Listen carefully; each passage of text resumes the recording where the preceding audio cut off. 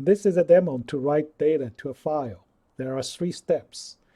The first step is to open the file using the function fopen. Next, you can write data to the file. Lastly, you use the fclose function to close the file. Here is a section of code to write the data to a file. We're going to create 2 variables. One is called data. It has 10 double precision values, and those are random values. Next, we're going to create another variable called data underscore int, and it is assigned 32-bit integers, and it contains 100 integer values, starting from 1 all the way to 100. Here we're going to open a file, and we specify the file name as random underscore data.bin, and we specify the permission as write. And usually we need to check the FID. If the FID is greater than 0, meaning the file is opened successfully. Otherwise, it failed to open the file, so we printed out this message. If it is successful, then we're going to write the data out. So we use the function called fwrite, and we can use this function as many times as you want.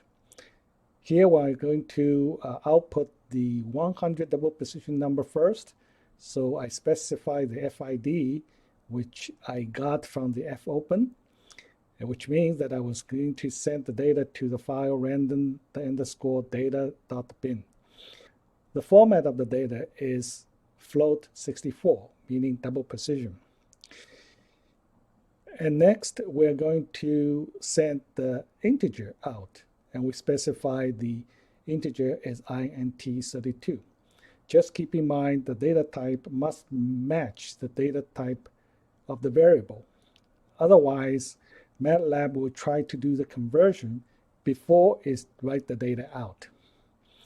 After we done writing, then we close the file. Now let's run this section. After we run, we should find a data called random underscore data bin. And we cannot open it directly. If you double click, you'll see that it's a bunch of gibberish in the file. Now, let's go to the folder that has the file. So here is the data file we just generated. If I right-click and go to Properties, and you will see that the size of the file is 1,200 bytes because we have 800 bytes for the 100 double precision values and 400 bytes for the 100 integer values. Here is the example to read the binary data from a file. We will use the file just generated in the previous video, and it is random underscore data.bin. So there are also 3 steps. The first step is to open the file using fopen function, and then we can use the fread function to read the data back to a variable. Lastly, we need to close the file when we are done. Here is the code section. And you can see we're going to open the file, and this time with permission is read.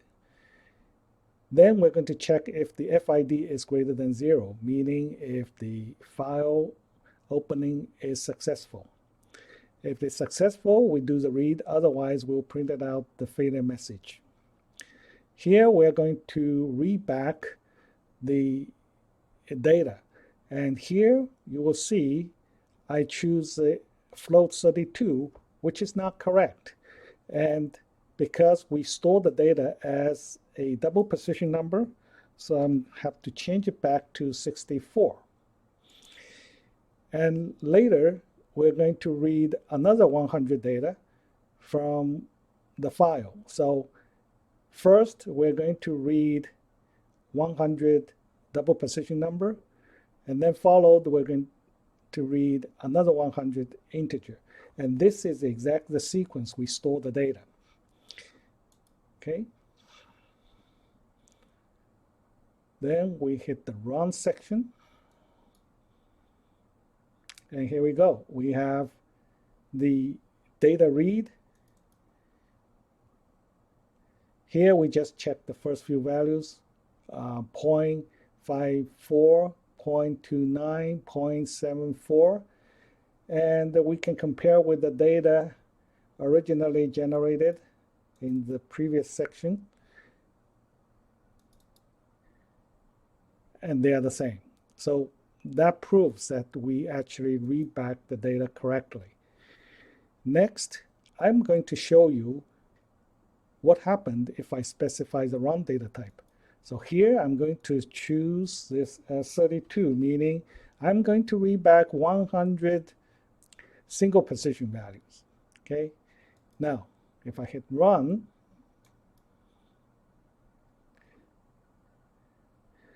even though we still have the, it says 100 double precision values, but this is what's happening. Read back the data from the file as single precision values, which means it will take 4 bytes and convert it into double precision.